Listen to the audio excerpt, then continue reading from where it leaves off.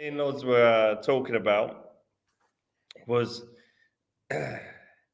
we always seemed, and after the last one we done, we always seemed to smile and do all of that stuff. So she wants me to talk to you about the bad stuff, in the industry to try and skim on today. Not just anything in the industry that gripes you or Here are anything. the bad things Okay, deli- well, delivered this by what's that? this isn't just this is this thing that annoys me. Something In that annoys you. Adam This White. isn't something that Something annoys me in a passive house industry. There's a course called the Passive House Tradesperson course. 2 days long. 2 days. And after that course, you get a little certificate that says, I, Adam White, I'm a passive house tradesperson. Congratulations. There we go. And then I go out on site and there's little old me, and I'm like, yep, I know everything. I know how to work a U value of a window L. And I done that passive house tradesperson course. So that's me, job done. Job So done. Wow. Well, job that's done. So my really moan is it yeah. should change its name to Passive House Learner. And at a minute, it's an insult to tradespeople everywhere. Because I've been doing my carpentry trade for 27 years and I'm still not a master. I'm still not a master of it. Passive House, nowhere near a master of it. There's so many people. I'm always learning. So a Passive House learner. So that's my off the cuff gripe. That's because I've seen it a couple of times today, and I think, Brilliant. Brilliant. come on. Well, for all the people that spent the 2 days, which another way to look at that is a full 48 hours. And if we were to break that down into minutes and seconds, uh, it would be a larger number. And all of that still adds up to kind of nothing, is what you're saying. Like it's a starting block. And so applause, right? Feel the reward that you dedicated that 2 days to improve yourself. But the semantics and the language around what that means, that's what you're contesting, not the effort that they put in, but No, no, no, no. Yeah, so the don't effort get the confused. effort that's needed going forth is going to be massively larger than the effort that was just put in. Yeah, yeah. So don't get confused. I think it's a great course for people to go on to, and everyone should go on to it. So Yeah. don't click on it, go on the course, Passive House Tradesperson course, go on it. Great course. I have a gripe with the name and a couple of things they teach you. Well, I've gone through now. A couple of things they teach you. They teach you how to work a U value of a window out on some of them. If any one of my workers or employees tried to work a U value of a window out, I would fire them. I would fire them straight because it's not down to us to do it. You're never going to do that. And if you were a real passive house tradesperson, you don't care about that, how to work that U value out Oh, the because it's modeler and the rater and the verifier, all those people that have the specs already have it. So why are you figuring it out to begin with? yeah. Me as a tradesperson, I want to know how it's installed. I want to know all the variations. So we should cut that part from the course and show more variations of install, good install, bad install, all the Inset, outset, continuity, that's it. lacking continuity. How do you install the window if the opening's wrong? Like, and they're going to be wrong. Like, we're not. None of us are perfect. It's not So if, it's when, where, right? And at how many spots do you have to adjust for? that's it. So in a nutshell, there's my little gripe. I scratch the surface. What's annoying you? There must be something in there. We're not always smiles, Mark. Yeah, no, I mean, you wouldn't guess this from my presentation modes, but my job sites modes, they could be from 0 to 99.86 miles per hour in less than 600 feet. like I have a quick acceleration mode. So instead, my starting gripe is when you give examples that are not in alignment with what's needed. Like if someone has simply said, "Can you do this?" and then they said, "Yeah, I could do that. I could do everything," or "Yeah, I have that tool. I've done everything. Yeah, I've done it all." My goodness, how about let's say in that context of three questions first before you're answering that you could do everything. You've been given a small question or shown a small drawing or given a sample of a small material, and now you have the answers for everything. No, you don't. Uh, Answers are developed by asking more questions, right? And discovering more insights. As soon as someone says that, oh, this solves for everything. This solves for everything? Really? You just gave me a tape measure that's in inches, but yet you're asking it for metrics. It doesn't. It measures. It doesn't solve everything. It measures in this format, right? You've done electric. That's great. What did you do? Oh, I installed light fixtures. Okay, so that doesn't mean you're set up to make the panel and to run the wires and connect the switches and put in the three ways, right? Everything is not everything.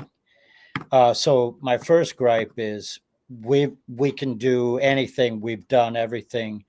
Uh-uh. That's that was a hard lesson I had to learn back in the day. Always thought I knew everything, and yeah, and that bit me many times on the backside. Um, Not saying some of that didn't get me to where I was today, because some of it did. Well, But if you could take leaps and figure things out at a more rapid pace, yeah, that sets you apart as an entrepreneur and a business owner and a project mindset of sequencing for construction, right? That adaptability.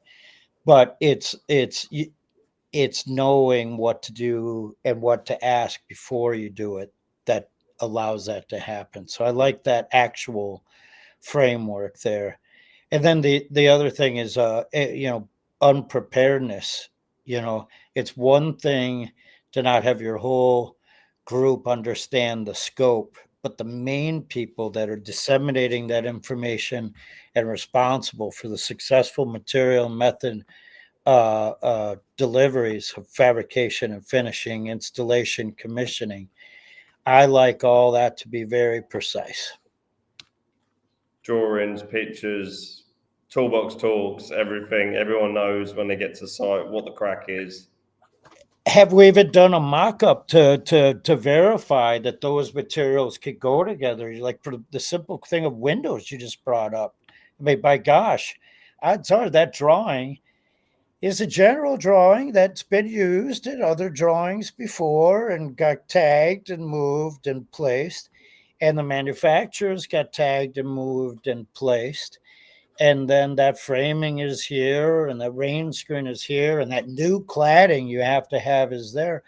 That stuff is not designed for success. It's designed as a couple options that are put together but not put together yet.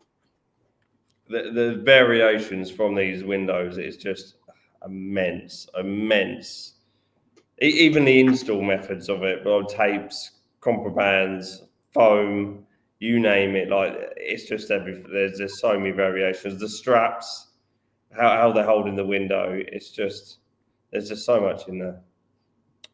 You can guess that every time you get a window and every time you get a wall and every time you get a cladding and an interior finish, just those four variables alone uh, aren't going to be the same as what you did last time. Even on the same job site, because one of them's built wrong, one of them's built too tight, one of them's built on the skew if. Even on timber, there's tolerances in timber. So Yeah, one side of the house might be a 600-year-old masonry facade, and the other side might be a new framed accessory or addition, right? Like one might be a tempered glass and accessible level, like the other one might be 4 stories up and saturated wet, for crying out loud. I think it's good that we have code. I don't want that to be misheard. Um,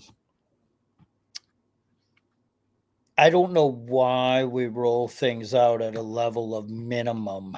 I I'm sorry. I've got a big issue in the UK. We have extract only properties, extract from the bathrooms and the kitchens only, and they put these big openings in living rooms and their windows. They make the trickle vents bigger, and they go, yes, retrofit, new build, job done. We've done it. And I just think it's the biggest load of bollocks. I don't know how in the industry we've just rolled with it, and we still train people to do it. yeah. And then people can't understand the concept of if I'm sat by a window with a big hole in it, -5 degrees, and my kitchen's sucking through that hole, I'm gonna cover it back up. Yep. So then goes my whole ventilation strategy. It's just madness. It mind blows that we still do it. And I still argue with people blue in the face, and they go, oh, well, it's code. It's fine. It's fine. It's fine. Yeah, well, it's code, but I mean, all this is complete nonsense that someone rejects it, because it's code is a different level. Creature comforts is where all this comes from. We had the ability to add electric so that we have light hours and not dependent on our window and the exterior lighting illuminating our space. We added electric for that creature comfort. And then we took our outhouses and we added indoor plumbing and commodes and tubs so we can take care of that indoor. That's a creature comfort. And of course, all the time we had some sort of a wall and some sort of a roof for big winds and rains not to hit us. But all you're asking for, Adam, is that other creature comfort be addressed. And that's the fact that I can move my chair anywhere in any room in any part of the house. It still feel the same as I do in the other part, breathe the same. I want that creature comfort. So the fact that they're not offering it as a maximum way for people to enjoy a space, but a minimum way to produce garbage is beyond me. When you go to get that coffee at 10 a.m., a lot of times it's a big coffee. You don't say, let me have the littlest one. Now, granted, if you're getting espresso, it's different. But then when you're going to a place to get a giant salad or a soup or an ice cream or a steak, you're not saying, can I just have the littlest one? Can you just give me what's, yeah. No, everything we're trying to do is what can we enjoy the most? What is our creature comfort? What can you put there? And now that space that we're spending 92% of our lifetime in, that's the garbage. I got the light, I got the plumbing. I want to sit anywhere. I want to breathe and feel better. In case there's conditions outside, I want the creature comforts, and the minimum is not enough. Great sitting down with you again. This was another fun opportunity, Adam. Thanks for pulling me in.